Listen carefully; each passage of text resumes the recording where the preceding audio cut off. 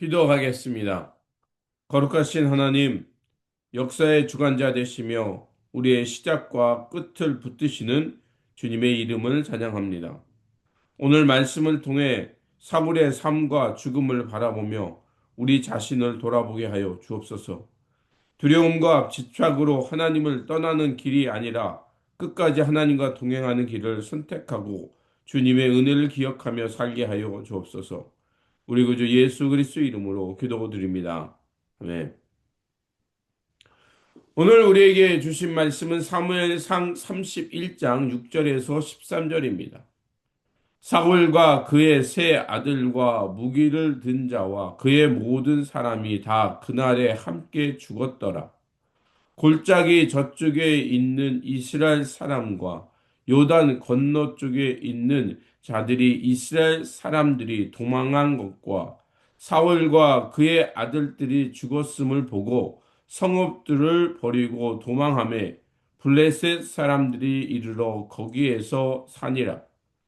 그 이튿날 블레셋 사람들이 죽은 자를 벗기러 왔다가 사울과 그의 세 아들 길보아 산에서 죽은 것을 보고 사울의 머리를 베고 그의 갑옷을 벗기고 자기들의 신당과 백성에게 알리기 위하여 그것을 블레셋 사람들의 땅 사방에 보내고 그의 갑옷은 아스다롯의 집에 두고 그의 시체는 벳산 성벽에 못 박음에 길리앗 야베스 주민들이 블레셋 사람들이 사울에게 행한 일을 듣고 모든 장사들이 일어나 밤새도록 달려가서 사울의 시체와 그의 아들들의 시체를 벳산 성벽에서 내려 가지고 야베스에 돌아가서 거기서 불사르고 그의 뼈를 가져다가 야베스 에셀 나무 아래 장사하고 7일 동안 금식하였더라. 아멘. 오늘 본문은 블레셋과의 전투에서 사울과 그의 아들들이 죽음을 맞이하는 말씀입니다. 인생의 성패는 어떻게 시작하느냐 보다 어떻게 마무리하느냐에 달려 있습니다.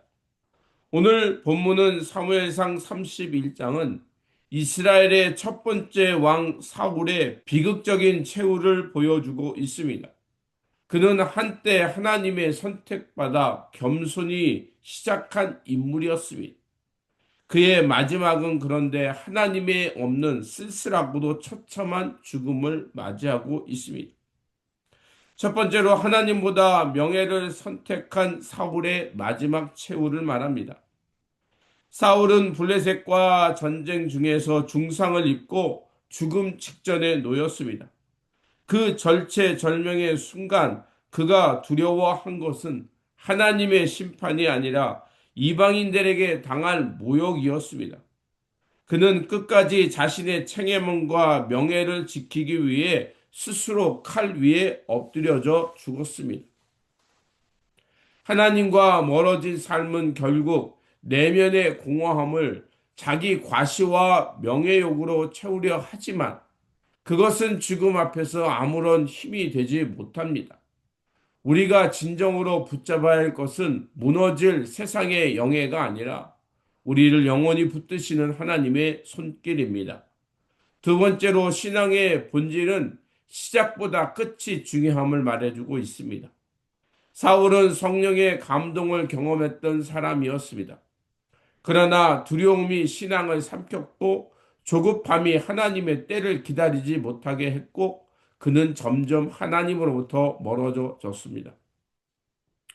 그래서 순종 대신 합리화를 선택했고 묻기보다는 자신의 판단을 앞세웠습니다. 과연 우리의 신앙의 모습은 어떠합니까? 과거의 뜨거운 신앙은 체험했지만 그거에만 머물고 있는 것은 아닙니까? 신앙의 진정한 가치는 지금과 그리고 끝까지 하나님과 동행하는 데 있습니다. 사울의 비극은 우리에게 강력히 경고하고 있습니다. 하나님 없이 지키려 한 모든 것은 결국 마지막에 사라진다는 것입니다.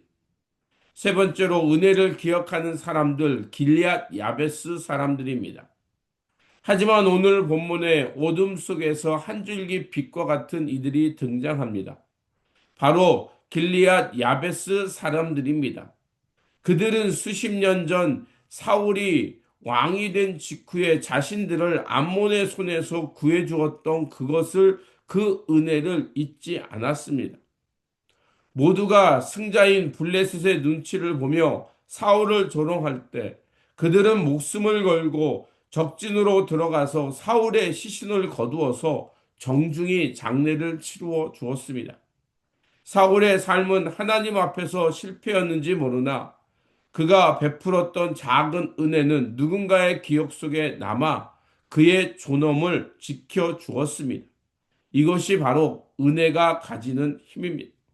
오늘 본문은 우리에게 두 가지 결단을 해야 됨을 가르쳐 주고 있습니다. 첫 번째로 세상의 명예가 아니라 끝까지 하나님과 동행하기를 선택하라는 것입니다.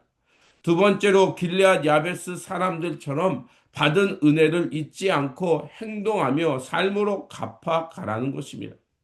하나님 없이 사는 삶은 화려해 보여도 무너지지만 은혜를 기억하고 하나님을 붙드는 삶은 누군가에게 아름다운 흔적으로 남는다는 것입니다. 그렇게 우리의 인생이 하나님 앞에서 복되고 마무리되려고 한다면 우리가 끊임없이 은혜를 기억하면서 우리의 삶을 통해 누군가에게 자비를 베푸는 삶이 되어야 할 것입니다.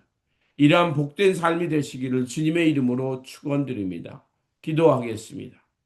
신실하신 하나님, 사울의 무너진 삶을 보며 우리의 마음의 중심이 어디에 있는지 다시 점검합니다. 사람의 시선과 세상의 명예에 흔들리지 않게 하시고 오직 주님의 뜻을 묻고 순종하는 삶을 살게 하여 주옵소서. 특별히 우리에게 베풀어 주신 주님의 은혜를 기억하며 그리고 이웃을 통해서 그 경험한 사랑을 결코 잊지 않는 자들이 되게 하여 주옵소서.